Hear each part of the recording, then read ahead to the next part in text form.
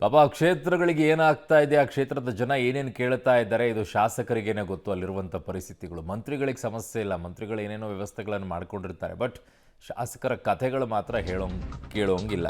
Guarantee ಯೋಜನೆಯಿಂದ ಅಭಿವೃದ್ಧಿ ಕಾರ್ಯಕ್ಕೆ ಹಣ ಸಿಗ್ತಾ ಇಲ್ಲ, ಅಭಿವೃದ್ಧಿಗೆ ಗ್ಯಾರಂಟಿ ನಿಲ್ಲಿಸುವುದು ಒಳಿತು ಅಂತ ಕೈ ಶಾಸಕ ಗವಿಯಪ್ಪ ಅವರು ಹೇಳಿದ್ದಾರೆ. ಅವರೆಲ್ಲ ಹೇಳಿಲ್ಲ, ಒಂದೆರಡು ನಿಲ್ಲಿಸಿ ಅಂತ ಹೇಳಿದ್ದಾರೆ. ಶಾಸಕ ಗವಿಯಪ್ಪ ಹೇಳಿಕೆಯಿಂದ ಈಗ ಕಾಂಗ್ರೆಸ್ ಪಕ್ಷಕ್ಕೆ ಒಂದು ರೀತಿಯಾದಂಥ ಮುಜುಗರ. ಶಾಸಕ ಗವಿಯಪ್ಪ ಮಾತಿಗೆ ಶಿಸ್ತು ಕ್ರಮದ ಎಚ್ಚರಿಕೆಯನ್ನು ಡಿಸಿಎಂ ಡಿಕೆ ಶಿವಕುಮಾರ್ ಅವರು ನೀಡಿದ್ದಾರೆ. ಖುದ್ದು ಮುಖ್ಯಮಂತ್ರಿಯೇ ಶಾಸಕ ಗವಿಯಪ್ಪನವರನ್ನ ಕರೆದು ಚರ್ಚೆ ನಡೆಸ್ತಾರಾ, ಶಿಸ್ತು ಕ್ರಮಕ್ಕೆ ಮುಂದಾಗ್ತಾರಾ ಸಿಎಂ ಸಿದ್ದರಾಮಯ್ಯ ಮತ್ತು ಡಿಸಿಎಂ ಡಿಕೆ ಶಿವಕುಮಾರ್ ಅವರು? ಆ ರೀತಿಯಾಗಿ ಶಿಸ್ತು ಕ್ರಮವನ್ನು ತೆಗೆದುಕೊಳ್ಳೋದಾದರೆ ಮಾನ್ಯ ಮಂತ್ರಿಗಳಾಗಿರುವಂಥ ಚಲುವರಾಯಸ್ವಾಮಿ ಅವರ ವಿಚಾರದಲ್ಲೂ ತಗೊಳ್ಬೇಕಾಗತ್ತೆ. ಗ್ಯಾರಂಟಿಗಳನ್ನು ನಾವು ಮಾಡಿರುವಂಥದ್ದು ಗಿಮಿಕ್ ಅದು ಅಂತ ಹೇಳಿದ್ರಲ್ಲ ಅವರು, ಅವ್ರ ಮೇಲೂ ಕ್ರಮ ತೆಗೆದುಕೊಳ್ಬೇಕಾಗತ್ತೆ. ಇವರು ವಿಚಾರವನ್ನು ಚರ್ಚೆ ಮಾಡೋಣ, ಮುಖ್ಯಮಂತ್ರಿ ಏನು ಹೇಳ್ತಾರೆ ಅದಕ್ಕೆ ನಾವು ಬದ್ಧರು ಅಂತ ಹೇಳಿರೋದು. ಬಟ್ ಚಲುವರಾಯಸ್ವಾಮಿ ಅವರು ಹಂಗೆ ಹೇಳಿದ್ದಲ್ವಲ್ಲ, ಇದು ಗಿಮಿಕ್ಕು ಚುನಾವಣೆ ಸಂದರ್ಭದಲ್ಲಿ ಅಂತ. ಅಷ್ಟೇ ಅಲ್ಲ, ಪ್ರತಿಯೊಬ್ಬ ಕಾಂಗ್ರೆಸ್ಸಿನ ಶಾಸಕರ ಒಂದು ಭಾವನೆ, ಅನಿಸಿಕೆ ಇದೆ. ಯಾಕಂದರೆ ಗ್ಯಾರಂಟಿ ಮಾಡುವಾಗ ಯಾವುದೇ ಹಣಕಾಸಿನ ವ್ಯವಸ್ಥೆಗಳನ್ನು ಮಾಡದೆ ಈ ಗ್ಯಾರಂಟಿಗಳನ್ನು ಮಾಡಿದ್ರಿಂದ ನೇರವಾಗಿ ಅಭಿವೃದ್ಧಿಗೆ ಹಣ ಇಲ್ದಂಗಾಗಿದೆ. ಇದು ಹಣಕಾಸಿನ ಒಂದು ದುರಾಡಳಿತವೂ ಕೂಡ ಹೌದು. ಯಾಕಂದರೆ ಮುಖ್ಯಮಂತ್ರಿಗಳು ಬಜೆಟಲ್ಲಿ 15,000 ಕೋಟಿ ಹೊಸ ತೆರಿಗೆಯನ್ನು ಹಾಕಿದ್ರು. ಬಜೆಟ್ ನಂತರವೂ ಕೂಡ ಎಲ್ಲ ತೆರಿಗೆಗಳನ್ನು ಮತ್ತೆ ಹೆಚ್ಚು ಮಾಡಿದ್ದಾರೆ. ಒಂದು ಕಡೆ ಸುಮಾರು 20,000ಕ್ಕಿಂತ ಹೆಚ್ಚು ತೆರಿಗೆ ಹಣ ಹಾಕಿದ್ದಾರೆ, 1 ಲಕ್ಷಕ್ಕಿಂತ ಹೆಚ್ಚು ಸಾಲವನ್ನು ಕೂಡ ಮಾಡಿದ್ದಾರೆ. ಇಷ್ಟೆಲ್ಲ ಮಾಡಿದರೂ ಕೂಡ ಇದನ್ನು ನಿಭಾಯಿಸೋಕ್ಕಾಗಲ್ಲ. ಅಂದರೆ ಹಣಕಾಸನ್ನು ಮಾಡೋದರಲ್ಲಿ ಈ ಸರ್ಕಾರ ವಿಫಲವಾಗಿದೆ ಅಂತ ಭಾಳ ಸ್ಪಷ್ಟ. ಪಬ್ಲಿಕ್ ಹೇಳ್ತಾ ಇದ್ದಾರೆ, ನಿಮ್ಮ ಈ ಗ್ಯಾರಂಟಿ ಬಿಟ್ಬಿಡ್ರಿ, ಅಭಿವೃದ್ಧಿ ಬಗ್ಗೆ ಮಾತಾಡಿ ಅಂತ ಜನ ಮಾತಾಡ್ತಾ ಇದ್ದಾರೆ. ಈ ಪಾಪರ್ ಆಗಿರೋ ಸರ್ಕಾರದ ಎಲ್ಲಿ ಪಾಪರ್ ಮಾಡಿದ್ದಾರೆ, ಜನಕ್ಕೆ ಎಲ್ಲಿ ಮೋಸ ಆಗಿದೆ, ಅಭಿವೃದ್ಧಿ ಕಾರ್ಯ ಕುಂಠಿತ ಆಗಿರೋದು ಕಳೆದ ಒಂದೂವರೆ ವರ್ಷ. ಇವತ್ತು ನೆನ್ನೆನೂ ಕೂಡ MLA ಹೇಳಿದ್ದಾರೆ, ಗವಿಯಪ್ಪನವರು ಗವಿಯಿಂದ ಗುಡುಗಿದ್ದಾರೆ, ಸಿದ್ದರಾಮಯ್ಯನವರು ಬಿಲ್ದಲ್ಲಿ ಸೇರ್ಕೊಂಬಿಟ್ಟಿದ್ದಾರೆ. ಅದಕ್ಕೆ ಅವ್ರಿಗೇನು ಗೊತ್ತಾಗ್ತಾ ಇಲ್ಲ, ಕೇಳಿಸ್ತಾ ಇಲ್ಲ, ಬಿಲ ಮುಚ್ಚಿಬಿಟ್ಟಿದೆ. ಅದನ್ನು ಬಿಲನ್ನು ಓಪನ್ ಮಾಡೋಣ. ಗ್ಯಾರಂಟಿಯ ಭಾರ ಸರ್ಕಾರಕ್ಕೆ ಮುಂಭಾರವೂ ಆಗಿದೆ, ಹಿಂಭಾರವೂ ಆಗಿದೆ.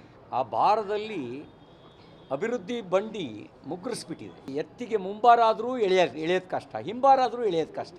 ಮುಂಭಾರ ಮತ್ತು ಹಿಂಭಾರದಿಂದ ತತ್ತರಿಸೋಗ್ಬಿಟ್ಟಿದೆ ಈ ಸರ್ಕಾರ.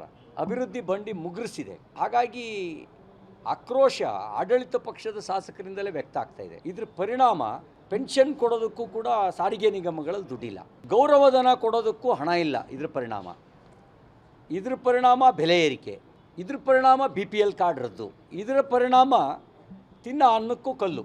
ಇದೆಲ್ಲದರ ಪರಿಣಾಮ ತಿನ್ನ ಅನ್ನಕ್ಕೂ ಕಲ್ಲು. ಆಸ್ಪತ್ರೆಯ ದರ ಹೆಚ್ಚಳವನ್ನು ಸಂಭ್ರಮಿಸುವ ಸ್ಥಿತಿಯಲ್ಲಿ ಸರ್ಕಾರ ಬಂದುಬಿಟ್ಟಿದೆ. ಅಂದರೆ ಆದಾಯ ಕ್ರೋಢೀಕರಣಕ್ಕೆ ಎಲ್ಲ ಮಾರ್ಗ ಮುಗಿದೋದ್ಮೇಲೆ ಇನ್ನು ಉಳಿದಿರೋದೇನು, ಆಸ್ಪತ್ರೆ ದರ ಹೆಚ್ಚಳ ಮಾಡಿ ಪೋಸ್ಟ್ ಮಾರ್ಟಮಿಗೂ ಒಂದು ದರ ನಿಗದಿ ಮಾಡಿಬಿಟ್ರೆ ಸತ್ತ ಹೆಣದ ಮೇಲೂ ಕೂಡ ತೆರಿಗೆ ಹಾಕಿದ ಒಂದು ಕುಖ್ಯಾತಿ ಮಾನ್ಯ ಕಾಂಗ್ರೆಸ್ ಸರ್ಕಾರಕ್ಕೆ, ಮಾನ್ಯ ಸಿದ್ದರಾಮಯ್ಯನವ್ರ ಸರ್ಕಾರಕ್ಕೆ ಬಂದುಬಿಡುತ್ತೆ. ಇದೊಂದು ಬಾಕಿ ಉಳಿದಿದೆ. ಪೋಸ್ಟ್ ಮಾರ್ಟಮಿಗೂ ದರ ನಿಗದಿ ಮಾಡಿಬಿಡಿ, ಅದಕ್ಕೂ ಒಂದು ಸತ್ತ ಹೆಣದ ಮೇಲೂ ನಿಮ್ಗೊಂದು ತೆರಿಗೆ ಸಂಗ್ರಹ ಮಾಡ್ಬೋದು.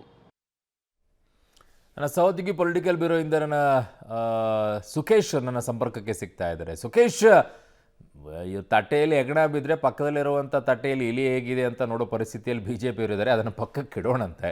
ಆದರೆ ಕಾಂಗ್ರೆಸ್ನಲ್ಲಿ ಈ ವಿಚಾರಕ್ಕೆ ಬರೋದಾದರೆ ಸುಖೇಶ್, ಗವಿಯಪ್ಪನವರ ಮೇಲೆ ಶಿಸ್ತು ಕ್ರಮ ತೆಗೆದುಕೊಳ್ಳೋದಾದರೆ ಮೂಲ ಶುರು ಆಗೋದೇ ಚಲುವರಾಯಸ್ವಾಮಿ ಅವರಿಂದ. ಗ್ಯಾರಂಟಿಗಳು ಒಂದು ರೀತಿಯಾಗಿ ಗಿಮಿಕ್, ಚುನಾವಣೆ ಸಂದರ್ಭದಲ್ಲಿ ನಾವು ತಂದಿಟ್ಟಿದ್ದು ಅನ್ನೋದು ಅಲ್ಲಿಂದ ಶುರು ಆಗುತ್ತೆ. ಅಲ್ಲಿಂದನೇ ಕ್ರಮ ತೆಗೆದುಕೊಳ್ಬೇಕು ಶುರು ಮಾಡಬೇಕಾಗತ್ತೆ ಅನ್ಸುತ್ತೆ ಇನ್ಮೇಲೆ. ಅರುಣ್, ಒಂದು ಸ್ಪಷ್ಟ, ಒಂದು ಹಂತದಲ್ಲಿ ಕೆಲವು ನಾಯಕರುಗಳು, ಸಚಿವರು, ಅದು ಚಲುವರಾಯಸ್ವಾಮಿ ಇರ್ಬೋದು, ಬೇರೆ ಸಚಿವರು ಇರ್ಬೋದು, ಮಾತನಾಡಿದ್ದು ಹೌದು. ತದನಂತರದಲ್ಲಿ ಸ್ವಲ್ಪ ದಿನದ ಗ್ಯಾಪ್ ಆಗಿತ್ತು. ಈಗ ಶಾಸಕರಾಗಿರ್ತಕ್ಕಂಥ ಗವಿಯಪ್ಪ ಅವರೇ ಪದೇ ಒಂದು 2-3 ದಿನದ ಅಂತರದಲ್ಲಿ 2 ಬಾರಿ ಗ್ಯಾರಂಟಿಯಿಂದ ನಮಗೆ ಹೊರತ ಆಗ್ತದೆ, 2 ಗ್ಯಾರಂಟಿ ನಿಲ್ಲಿಸಬೇಕು ಅಂತ ಹೇಳಿಕೆ ಕೊಟ್ಟಿರುವಂಥದ್ದು. ಆದರೆ ಈ ಹೇಳಿಕೆಗೂ ಕೆಲವೇ ದಿನಗಳ ಮುಂಚೆ ನಡೆದಂಥ ಉಪಚುನಾವಣೆಯನ್ನು ಕೂಡ ಪರಿಗಣನೆ ತಗೋಬೇಕು. ಕಾಂಗ್ರೆಸ್ ನಾಯಕರಿಗೆ ಒಂದು ಗ್ಯಾರಂಟಿ ಇದ್ದಂತಿದೆ, ನಮ್ಮ ಗ್ಯಾರಂಟಿಯಿಂದಲೇ ನಾವು ಉಪಚುನಾವಣೆ ಗೆದ್ದಿದ್ದು ಅವರ ಲೆಕ್ಕಾಚಾರದ ಗ್ಯಾರಂಟಿ ಅದು. ಹಾಗಾಗಿ ಸಹಜವಾಗಿ ಈಗ ನಾವು ಅದ್ರ ಬಗ್ಗೆ ಮಾತಾಡಬಾರ್ದು ಅನ್ನುವಂಥಕ್ಕೂ ಕಾರಣ ಇರುವಂಥದ್ದು ಕಾಂಗ್ರೆಸ್ನವರಿಗೆ. ಮಹಾರಾಷ್ಟ್ರ ಚುನಾವಣೆ ಸಂದರ್ಭದಲ್ಲಿ ಆದಂಥ ಎಡವಟ್ಟುಗಳು ಅಂದರೆ BJP ಬಾಲಿಗೆ ಒಂದು ರೀತಿಯ ಬ್ರಹ್ಮಾಸ್ತ್ರವಾಗಿ ಸಿಕ್ಕಿದ್ದೆ ಕಾಂಗ್ರೆಸ್ನ ಗ್ಯಾರಂಟಿ, ಕರ್ನಾಟಕದ ಗ್ಯಾರಂಟಿ.